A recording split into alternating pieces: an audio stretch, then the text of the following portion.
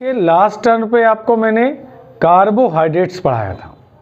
मैंने आपको बताया था कि कार्बोहाइड्रेट्स की डेफिनेशन क्या होती है और इसका मैंने बायोलॉजिकल इम्पोर्टेंस भी बताया था कि कार्बोहाइड्रेट का बायोलॉजिकल इम्पोर्टेंस क्या है। मैं एक बार रिपीट कर देता हूँ। मैंने बताया था कि जो कार्बोहाइड्रेट्स हैं वो आपकी बॉडी को एनर्जी और ऊष्मा, हीट, दोनों चीज़ें देता है। क्या क्या चीज़ें? एनर्जी और हीट, ऊष्मा और ऊर्जा प्रदान करते हैं। कौन? कार्बोहाइड्रेट्स। एक पॉइंट तो ये हो गया। दूसरा पॉइंट ये हो गया कि कार्बोहाइड्रेट्स जो होते हैं वो सेल मेम्ब्रेन, कोशिका झिल्ली का भी निर्माण करते हैं। तीसरी महत्वपूर्ण बात यह है कि जो पेड़ पौधे होते हैं इनका जो कंकाल होता है वो कार्बोहाइड्रेट्स का बना होता है। ऐसा हम लोगों ने लास्ट वीडियो पर देख लिया था। और एक बार मैं फिर से आप सभी लोगों का बघेल सर चैनल पर स्वागत करता हूं। आप सभी लोग हमारे वीडियो पर बने रहते हैं, हमें रिस्पॉन्स देते हैं और आप लोग बाहर से हमें फ़ोन भी करते हैं कि सर वीडियो अच्छी है, हमको समझ में आ रहा है और आप लोग इस पर अध्ययन भी करते हैं। ये हमारे लिए बहुत अच्छी बात है। मेरा कोई और उद्देश्य भी नहीं है। मेरा उद्देश्य सिर्फ इतना है कि आप लोग हमारे माध्यम से इस कोरोना काल में बिना कहीं घर से निकले हुए आप घर पर भी पढ़ते हैं। ये बहुत अच्छी बात है, बस मैं यही चाहता भी हूँ। कल मैंने आपको कार्बोहाइड्रेट्स का एक क्लासिफिकेशन भी पढ़ाया था जिसमें मैंने बताया था कि भौतिक अवस्था के आधार पर इसका क्लासिफिकेशन कैसे करते हैं। On the basis of physical state the classification of carbohydrates is of two type. ये दो प्रकार का होता है। एक तो मैंने बताया था कि शुगर्स और दूसरा मैंने बताया था आपको नॉन शुगर्स। किसके आधार पर मैंने बताया था? स्वाद के आधार पर या इसकी भौतिक अवस्था के आधार पर। ये जो भौतिक अवस्थाएं होती हैं ये कैसे हम पहचानते हैं? जैसे कि किसी चीज़ को देखने से, किसी चीज़ को सूंघने से, किसी चीज़ का रंग और किसी चीज़ का स्वाद, ये फिजिकल स्टेट हैं जिनकी वजह से हम किसी की पहचान कर सकते हैं, किसी कंपाउंड की पहचान कर सकते हैं कि देखने में कैसा लगता है, रंगीन है या कलरलेस है, रंगहीन है, और या फिर हम ये भी देखते हैं कि इसमें क्रिस्टल है कि क्रिस्टल नहीं है। ये बातें हम लोग देखते चले आते हैं। एक मार्कर वहाँ से 2-3 जरा हमें दे दीजिए आप। ठीक है, बैठिए। तो इस प्रकार से आज हम लोग क्या पढ़ने वाले हैं कि कार्बोहाइड्रेट का एक दूसरे प्रकार का क्लासिफिकेशन जो कि आपका है जल अपघटन के आधार पर वर्गीकरण। On the basis of hydrolysis of the classification of carbohydrate. तो हम सबसे पहले चीज एक बात और भी जान लें। यहां से एक बात और क्या है कि कार्बोहाइड्रेट्स को हम लोग सैकेराइड्स भी बोलते हैं। क्या बोलते हैं? सैकेराइड्स भी बोलते हैं।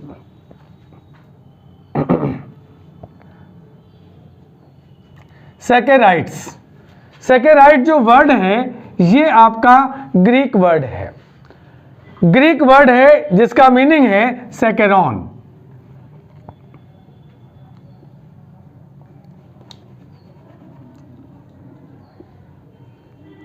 सैकेरॉन, और सैकेरॉन की मीनिंग होती है शुगर। सैकेरॉन का मतलब है कि मीठा। इसका मतलब क्या हो जाएगा? शुगर। तो पहले नंबर पे हमको ये चीज याद रखनी पड़ेगी कि सैकेराइड्स कार्बोहाइड्रेट्स को ही कहते हैं जिसका मतलब होता है ग्रीक वर्ड में सैकेरॉन, और सैकेरॉन की मीनिंग होती है शुगर, और शुगर की मीनिंग है मीठा, या आप कह सकते हैं कि शक्कर। शक्कर का स्वाद कैसा होता है? मीठा होता है। इसीलिए मैं यहाँ पर इसको मीठा ही बोल रहा हूँ या शक्कर भी बोल सकता हूँ। यहाँ से इसका क्लासिफिकेशन जो हाइड्रोलिसिस के आधार पर है वो 3 प्रकार से हम लोग करते हैं। मतलब जल अपघटन के आधार पर जो कार्बोहाइड्रेट्स हैं वो 3 प्रकार के हैं। नंबर एक मोनोसैकेराइड।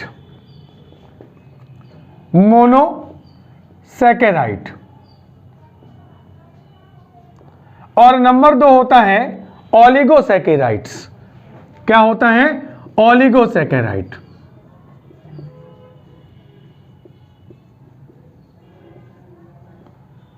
और जो तीसरा इसका टाइप है उसको हम लोग बोलते हैं पॉलीसैकेराइड्स।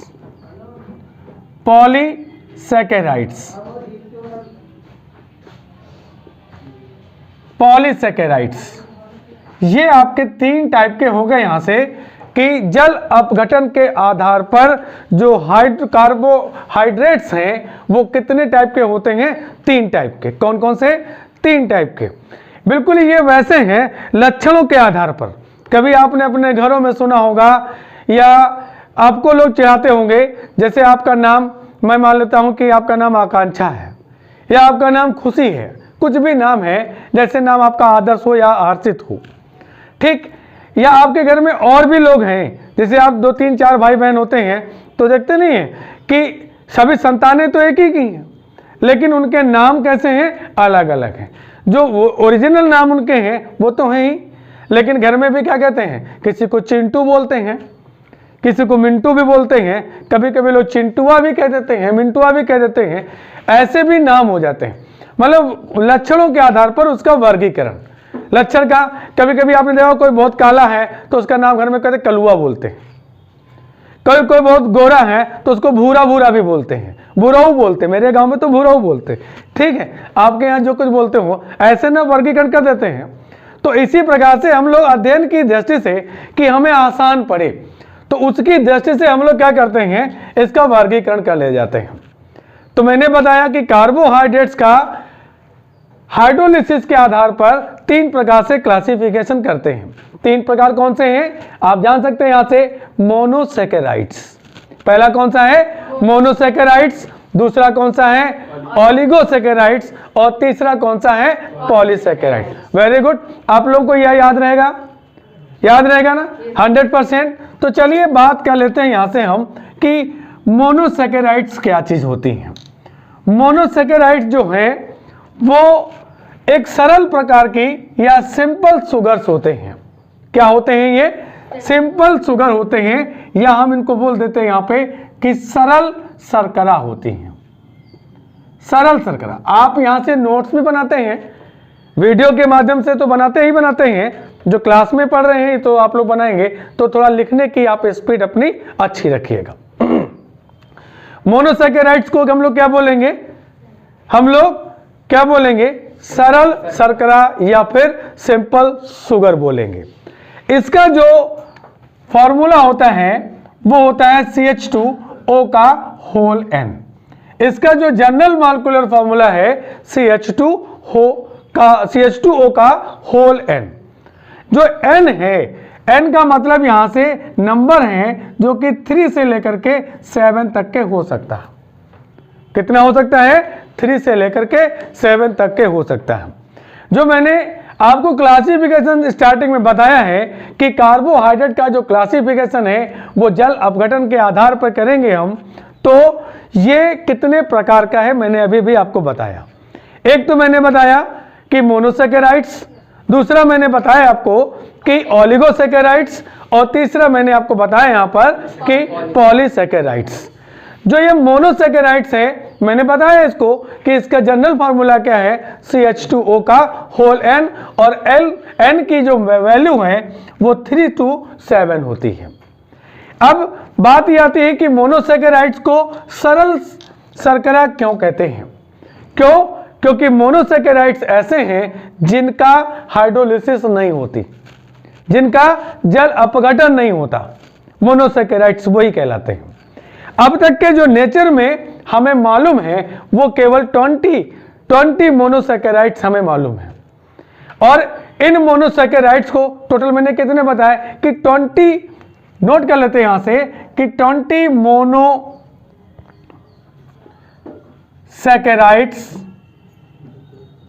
कहां है? प्रकृति में। प्रकृति में अब तक के हमको ज्ञात है। और एक बार फिर से हम मोनोसैकेराइड का क्लासिफिकेशन कर देते हैं। मोनोसैकेराइड का क्लासिफिकेशन जो करेंगे तो वो 2 प्रकार से करेंगे। एक तो हो जाएगा यहां से, इसे हम क्लासिफाई कर देते हैं 2 टाइप से। मोनोसैकेराइड्स इज ऑफ 2 टाइप्स, या मोनोसैकेराइड 2 प्रकार के होते हैं। बेटा आपका ध्यान यही होना चाहिए। क्या होता है? एक तो हम बोलेंगे एल्डोज। एल्डोस, और दूसरे को बोलेंगे हम लोग कीटोस। अब दोनों में डिफरेंस क्या है? दोनों का डिफरेंस हम लोग जानते हैं यहां से कि मोनोसैकेराइड्स को भी मैंने क्लासिफाई किया, यहां पर है दो टाइप से। कौन कौन सा? दो तरह से किया मैंने। एक तो मैंने यहां पे किया आपको एल्डोस, और दूसरा मैंने किया आपको यहां से कीटोस। याद रहेगा मोनोसैकेराइड्स कितने टाइप के हो गए? दो टाइप के। कौन कौन से? एल्डोस, और दूसरा कौन सा हो गया? कीटोस हो गया जाकर के। तो अब बात करें कि एल्डोस है क्या चीज?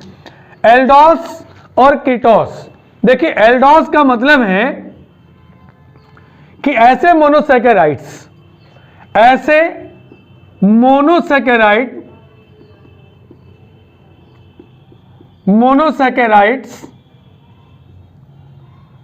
जिनमें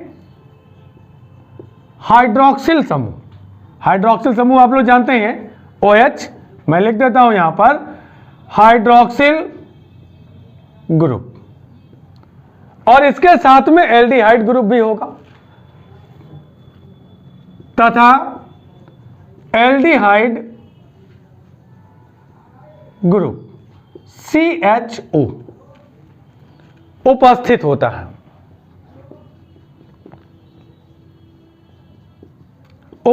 होता है। उन्हें हम क्या बोलते हैं? एल्डोस बोलते हैं। क्या बोलते हैं? एल्डोस बोलते हैं। पहचान गए होंगे यहां से कि ऐसे मोनोसैकेराइड्स जिनमें क्या होता है कि हाइड्रोक्सिल ग्रुप और एल्डिहाइड ग्रुप दोनों पाए जाते हैं, दोनों प्रेजेंट होते हैं, ऐसे को हम लोग क्या बोलेंगे? ऐसे को हम लोग बोलेंगे एल्डोस। और यहां पर मैं बता दूं कि कार्बन की नंबर के अकॉर्डिंग इनके हम लोग नाम भी देते हैं। जैसे मैं एक सिंपल सा मोनोसैकेराइड लिखूं यहां पर, और उसका नाम आपको बताते हैं कि कैसे।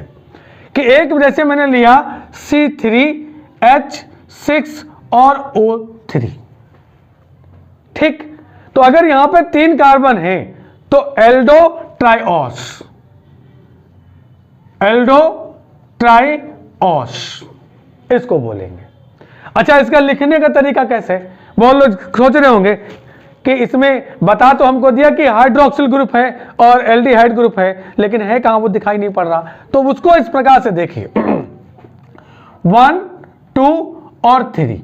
तो यहां से तो हम CHO ग्रुप लगा लें, इसके साथ में OH ग्रुप लगा देंगे, इसके साथ में OH ग्रुप लगा देंगे, ये H और ये यहां से हो जाएगा CH2।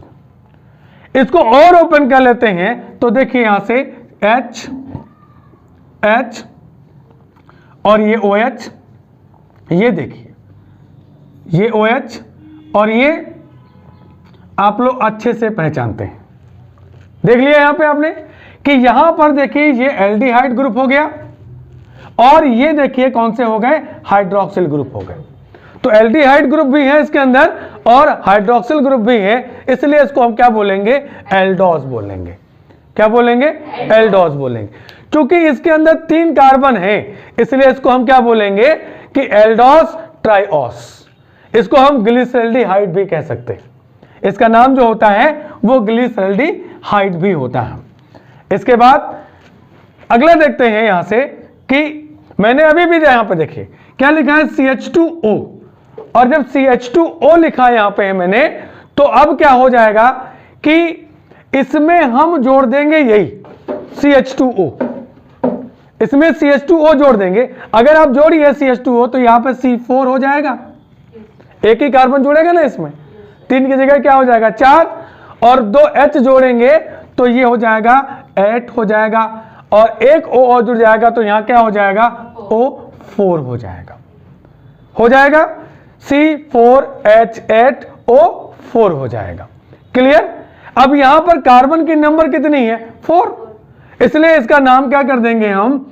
एल्डोटेट्रोस। लिखने का तरीका क्या हो जाएगा इसका? 1, 2, 3, 4, ये तो CHO ग्रुप हो गया, यहां से H और ये OH, यहां से H और ये OH, और यहां पे CH2 और ये OH ग्रुप ये हो गया। तो 3 इसके अंदर OH ग्रुप आ गए, हाइड्रोक्सिल ग्रुप, और एक एल्डिहाइड, इसका नाम क्या हो गया, एल्डोटेट्रोस। ऐसे ही हम क्या करेंगे, C5, इसी में क्या करेंगे, इसमें CH2O जोड़ दीजिए। याद रखने की टेक्निक है ये कि इसमें क्या करेंगे, CH2O जोड़ेंगे तो 4 कार्बन थे, एक C और जुड़ जाएगा 5 हो जाएंगे, 2 H यहां पे और जुड़ जाएंगे तो ये हो जाएगा 10, यहां पे हो जाएगा 5। तो अगला नाम तो आपको पता चल गया होगा, क्या नाम रखेंगे इसका, एल्डो पेंटोस। एल्डो पेंटोस लिखने का तरीका आप जान जाओगे कि 5 कार्बन यहां से बनाने हैं, 1 2 3 और ये हो गया 5। यहां से CH2 इसकी बैलेंस ही कंप्लीट करेंगे, ये OH कर लेंगे, ये इसकी बैलेंस H, ये OH, ये H, ये OH, यहां से इसको भी क्या कर लेंगे H और ये OH, यहां से क्या हो जाएगा आपका CHO। कितने हाइड्रोक्सिल ग्रुप आए इसमें, कितने आ गए, 1 2 3 4। क्लियर। अब चूंकि इसके अंदर 5 कार्बन है इसलिए इसका नाम क्या रखेंगे हम लोग, एल्डो पेंटोस। जैसे शुरुआत से देखिए 3 थे तो aldotriose, aldotetrose, aldopentose. अगर यहां पे 2 होते तो उसको हम क्या करते, 2 होते जब उसको तो कहते हम लोग एल्डो बाइओस। क्या बोलते, एल्डो बाइओस। यहां से एक और देख लेते हैं जिसकी हमको जरूरत है, C6H12O6। क्या नाम हो जाएगा, एल्डो हेक्सोस। हो गया, एल्डो हेक्सोस मतलब H2COH, एक हो गया कार्बन। दूसरा कार्बन यहां से CHOH, तीसरा ये, चौथा और फिर पांचवा और फिर ये छठा, 1 2 3 4 5 6, एल्डो हेक्सोस। इसका नाम है ग्लूकोज। ठीक रहेगा, क्या नाम हो गया, ग्लूकोज। तो इस प्रकार से हमने यहां पर जो मोनोसैकेराइड्स है उसको क्लासिफाई कर दिया है एल्डोस और कीटोस में।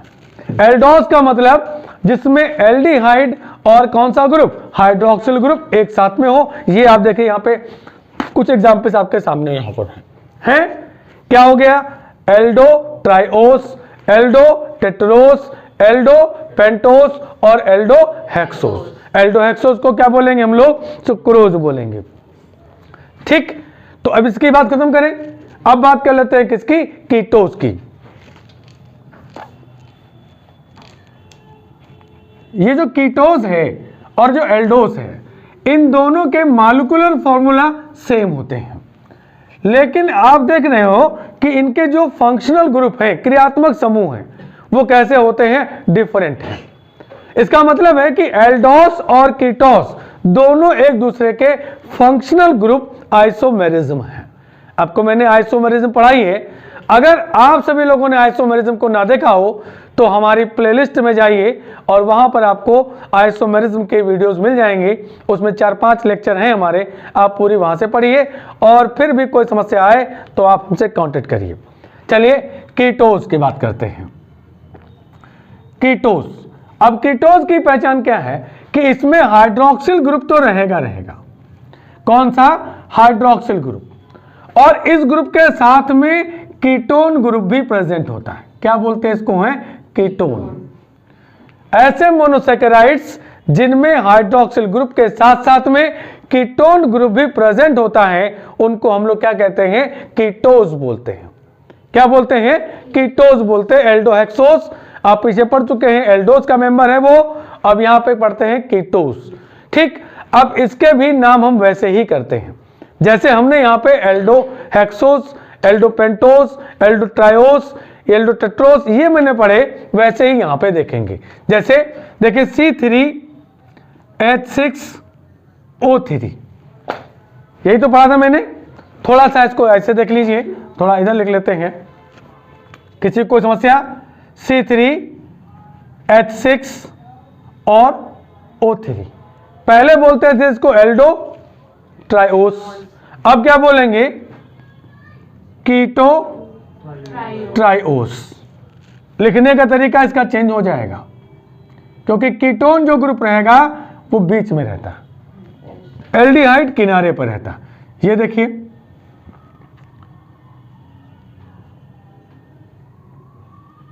ये आ गया। अब मॉलिक्यूलर फॉर्मूला भी चेक कर लो। हाइड्रोजन 6 है तो 3 और 3 6 हो गए जाकर के, कार्बन 3 है तो 3 हो गए, ऑक्सीजन का मॉलिक्यूल कितना है? 1 है। तो अब ये देखो गलत हो गया, ये क्या हो गया? ये तो एसीटोन हो गया। हमें क्या करना है कि यहां से एक हाइड्रोक्सिल ग्रुप भी तो लगाना पड़ेगा, ये यहां से भी तो हाइड्रोक्सिल ग्रुप लगाना पड़ेगा। मैंने जानबूझ करके आपको ये चीज दिखाई कि इसका एक एक्सपीरियंस आपको हो जाए। ऐसा ना हो कहीं कि आप एसीटोन लिख दो और उसको बोलो सर ये तो कीटोस है, कीटोस नहीं होगा। ठीक लिखने का तरीका ये। अभी इसको और तरीका चेंज कर लेते हैं इसका, तो इसको हम ऐसे भी लिख लेंगे कि यहां पर देखिए, ऐसे भी लिख लेते हैं कि CH2 ये OH ग्रुप हो गया, ऐसे भी लिखते हैं, और ये ऐसे करके लिख लो CH2 OH हो गया। ठीक हो गया। क्या नाम इसका हो गया? कीटो ट्राइओस। ऐसे ही C4 जोड़ना वही है पहले की तरह, ठीक, CH8O4 कीटो टेट्रोस। Very good. क्या बन गया यहां से? CH2 OH CH OH C double bond O CH OH 1 2 3 और ये हो गए 4। क्लियर? क्या नाम है इसका? कीटो टेट्रोस। ऐसे ही C5H10O5 हो गया। क्या नाम हो जाएगा? कीटो पेंटोस। याद हो रहा है? ये यहां से कीटोन ग्रुप लगा लिया, यहां से H2, ये हाइड्रोक्सिल ग्रुप लगा दीजिए, ये ठीक, ये हाइड्रोक्सिल ग्रुप हो गए। इस प्रकार से लिखने का तरीका ये हो गया। और फिर C6H12O6 क्या बोलेंगे? कीटो हेक्सोस। और यहां से देखिए 1 2 3 4 5 और ये 6, यहां से लगा दीजिए O, कीटोन ग्रुप आ गया। यहां से लगा दीजिए OH, ये CH2 हो गया, H OH। इस प्रकार से लगाते चले जाइए, कोई टेंशन ही नहीं होगी। वैसे भी मैं तो यही कहता हूं कि टेंशन लेने का नहीं, क्या करने का?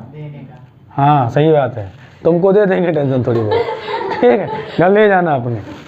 तो इस प्रकार से ये क्लासिफिकेशन आपका मोनोसैकेराइड का कंप्लीट होता। क्लियर है? सबकी समझ में भी आ गया है? कोई दिक्कत नहीं है। अगर दिक्कत होगी तो फिर से बात करेंगे। तो यहां पे तो ये बात हो गई कि मोनोसैकेराइड्स हमने जान लिए कि क्या होते हैं मोनोसैकेराइड्स। देखिए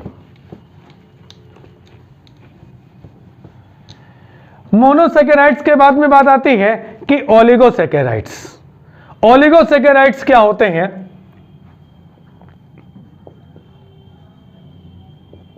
ओलिगोसैकेराइड्स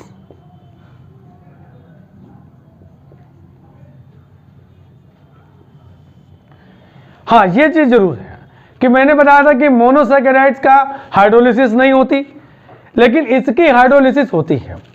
और ये हाइड्रोलिसिस करने के बाद 2 से लेकर के 10 तक 2 से लेकर के 10 तक मोनोसैकेराइड्स बनाते हैं, जो कि आपके समान प्रकार के भी हो सकते हैं मोनोसैकेराइड्स और असमान प्रकार के भी मोनोसैकेराइड्स हो सकते हैं। यहां पर भी ओलिगोसैकेराइड्स को भी हम लोग कई प्रकार से क्लासिफाई करते हैं। वो कई प्रकार से कौन से हैं? मैं लिख देता हूं यहां पर। एक टाइप तो हो गया कि डाइसैकेराइड,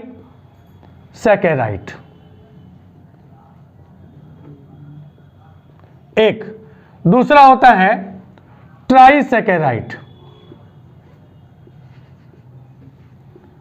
ट्राइसैकेराइड्स।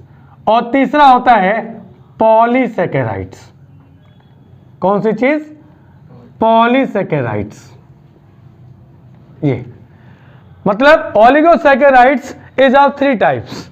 नंबर 1 डाइसैकेराइड्स, नंबर 2 ट्राइसैकेराइड्स और पॉलीसैकेराइड्स।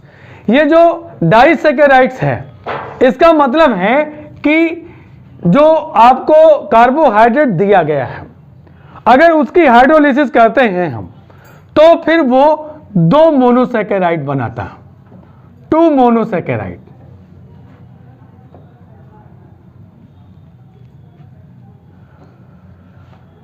मोनोसैकेराइड्स बनाता है। कितने? 2। और ये कैसे हो सकते हैं? समान भी हो सकते हैं और असमान भी हो सकते हैं, दोनों टाइप से हो सकते हैं। बात यहां पे आती है कि ट्राइसैकेराइड्स, ट्राइसैकेराइड्स का मतलब क्या हो गया कि इनकी हाइड्रोलिसिस से मतलब कार्बोहाइड्रेट की हाइड्रोलिसिस करेंगे तो 3 टाइप के आपके यहां पर मोनोसैकेराइड्स बनेंगे। कितने बनेंगे? 3 टाइप के। और जब पॉलीसैकेराइड्स की बात करेंगे तो ये 3 से ज्यादा भी बनेंगे।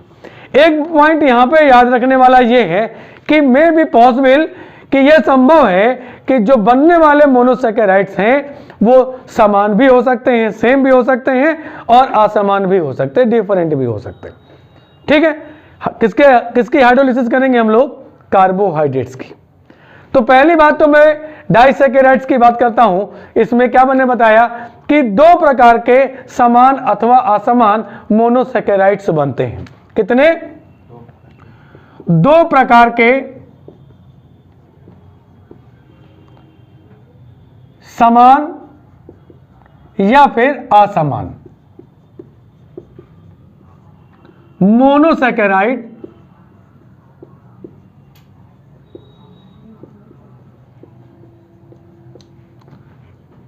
का निर्माण होता है। अच्छा, होता तो है।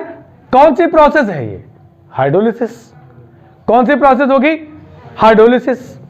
ठीक, देखिए डाइसैकेराइड्स के बाद की जो बात होती है उसका एक एग्जांपल देखिए। जैसे मैं यहां पे लिख रहा हूं, वो चीज नहीं है जो आप कह रहे हो, वो चीज नहीं है। डाइसैकेराइड्स में केवल 2 ही टाइप के बनेंगे। ठीक है, देखिए कैसे। मैं एक एग्जांपल लेता हूं, C12H22O11। इसको बोलते हैं सुक्रोज। ये सुक्रोज। और सुक्रोज की हाइड्रोलिसिस करोगे तो आप देखो यहां से मिनरल एसिड भी रखना पड़ेगा, मतलब डाइल्यूट H2SO4 ऐसे। तो ये 2 मोनोसैकेराइड बनाएगा, एक C6H12O6, दूसरा C6H12O6। मैंने दोनों आपको बताए, एक इसमें से एल्डोहेक्सोज है और इसमें से एक एल्डोकीटोज है। मॉलिक्यूलर फॉर्मूला सेम है, मैंने पहले ही बताया था। ठीक, इसके बारे में और आगे हम डिस्क्राइब करेंगे अगली वीडियो में। यहां पे इसका नाम क्या है? ग्लूकोज। और ये क्या चीज है? फ्रक्टोज। ग्लूकोज को एल्डोस बोलते हैं और इसको क्या बोलते हैं? कीटोस बोलते हैं। और दोनों क्या है? मोनोसैकेराइड्स हैं। टोटल मोनोसैकेराइड कितने बन गए यहां पर?